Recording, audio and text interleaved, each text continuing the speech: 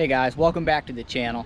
Today I'm bringing you part 2 of the suspension upgrades on the Aliexpress Carbon 29er. In my last video you saw I upgraded the front fork to a Homolo 160mm front fork, and I asked you guys if you wanted to see a budget coil spring rear shock. Now, like always, I'll put a link in the description to the Aliexpress link where I got this coilover rear shock. It's got rebound adjustment, compression adjustment, preload adjustment. It is 190 by 50 millimeters with a 550 pound spring, but they offer several different variations of this rear shock. It's probably the most common one you'll see either on Amazon or on Aliexpress. Now, one of the downsides to this rear shock is with most bike geometries, you're not going to be able to run a water bottle in the bottle cage. If you guys see my other videos, you know I usually run a water bottle. I've had to remove that to account for the external reservoir on this rear shock. So that's something to keep in mind. If you ride with a Camelback or a hip pouch with water bottles, that's not going to be an issue for you. But depending on your bike geometry, the shock may not even fit, so that's something you're going to want to check out. Finally, as you guys know, I usually go down iron gate as a benchmark for testing components. That's what I did on the front fork. Today we're going to do something a little different. We're going to go down the bench trail because it's a very fast and flowy trail, but it's got a lot of roots that come across the trail, and it really works the suspension. So we're going to head down that. I've left all of the factory settings on the shock, essentially 6 and 6 on both rebound and compression. I haven't adjusted it at all. We'll do 3 or 4 laps down the trail, make some minor adjustments, and then I'll give you my final thoughts on whether I think it's worth the money. All right, guys.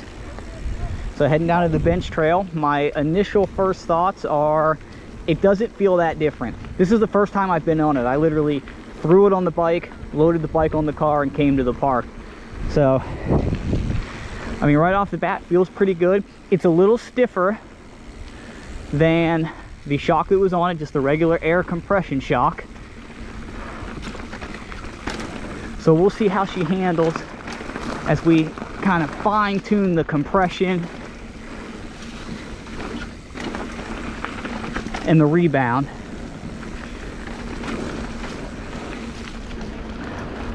But so far she feels pretty good.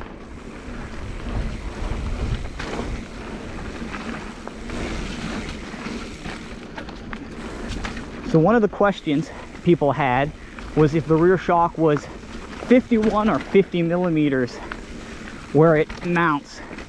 And both shocks that I've ordered have been 190 by 50. And like I mentioned in a previous video, I had to file down the bushings for the other one to fit. This one was the exact same way.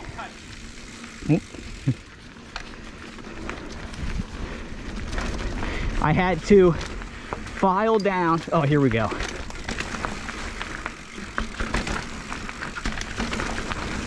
Feels pretty good.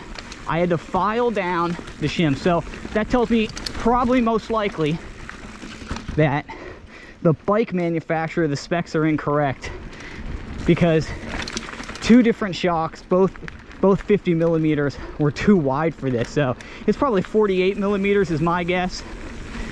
I don't know what the standard is. Gonna go over some roots. Oh, it feels really good.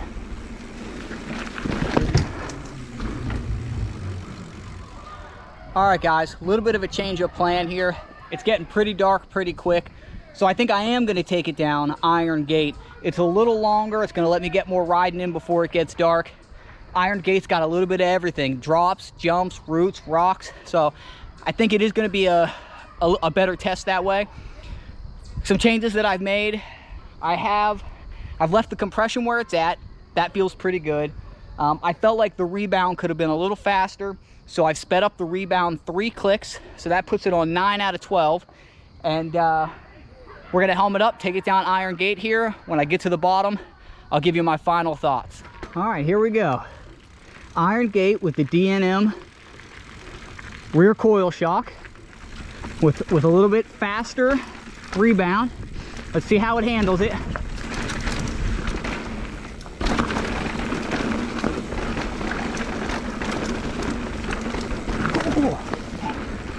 Ooh, almost ate it there, coming around the berm.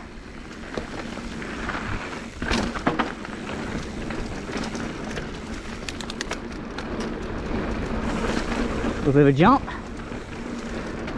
It is definitely softer than the the air suspension.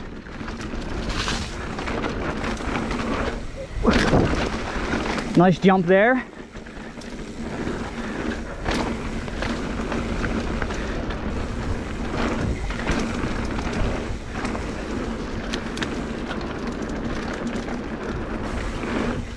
Oh, to flat, just to see how it feels.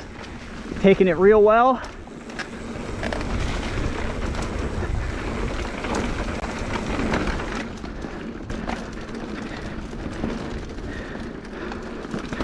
So far, I'm liking it better than the rear air shock. Now, I will say, it's not a drastic improvement. Not as drastic as it was switching the front shock, the front fork. That was a huge difference in the way the bike performed. Switching to the rear coil, it reacts a little faster, I think, than the air shock. I feel like it's moving faster and staying more consistent. I think the air shock, when you really start riding and getting into the rough stuff, I think as it heats up, the air inside of it heats up, it starts to lose its consistency a little bit. Whereas this, that mechanical spring is taking most of the work. And it just stays a more consistent feel.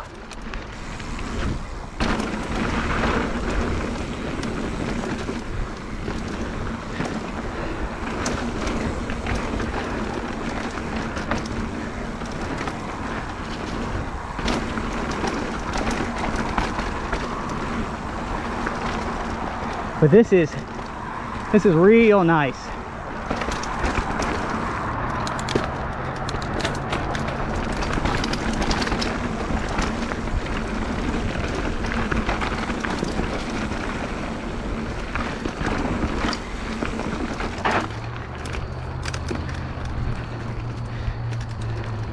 Try and keep our speed here on Iron Gate. What an amazing trail. I highly suggest, if you ever visit Pittsburgh, to hit this trail. Just an amazing trail. All right, over the roots. Feels pretty good.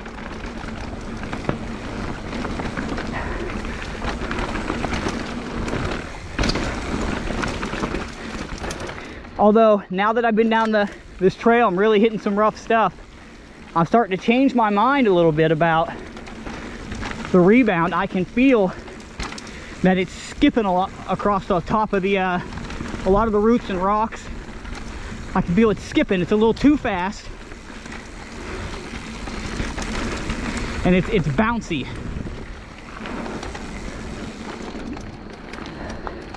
So I think what I'm going to do is maybe back that down 2, take it up to 7 instead of 9, and I think that'll be a happy medium.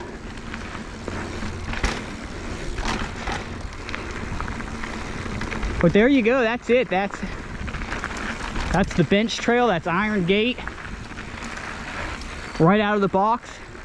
This shock's pretty amazing. I mean, definitely better than the air shock for pretty much the same price. I mean, those air shocks run $50, $60, and this was $95 on Aliexpress. And I think for that money, it's pretty good. All right, guys, before I wrap up here, I do want to go over some of the cons of this shock. I don't want you to think that it's all good things. There are 3 cons to it. The first one is there's no rear lockout on this. Most coil shocks don't have a rear lockout, so if you do a lot of climbing, that's something to consider. The second thing is it's not adjustable as far as rider weight goes. It's a 550-pound spring, unlike an air shock where you can bump up the PSI if you're a heavier rider. This doesn't have that, so what it is what it is, and you gotta hope that you're within that range. The third thing is it's about 4 times heavier than the air shock. I was really surprised when I took it out of the box just how heavy it was. So if you do a lot of riding and a lot of climbing and weight is a factor for you, something to consider is that it's 4, maybe even 5 times heavier than just the air shock that I had on it. So with all that said, do I think it's better than the air shock for maybe 15% more money? I do think it's better, given that it has those 3 negatives. I do think it's a better rear shock, and if I were you, I would go with this over the air shock for most people. So before I wrap up, one of the things I want to mention, if you're not subscribed to the channel, do that. I got a couple of bike trips coming up this weekend. We're heading out to Newark, Ohio, to the Horns Hill Mountain Bike Park. It's an amazing park. Can't wait to bring that footage to you guys. The other thing is, the day after that, we're heading up to Cleveland to hit the East Rim Trail, another amazing flow jump trail up there. So if you're not subscribed, click the subscribe button below, click the notification button so you don't miss those videos.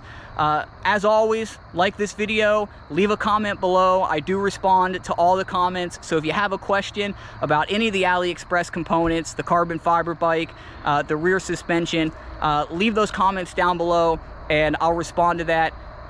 Thanks for watching. Stay tuned for some future videos.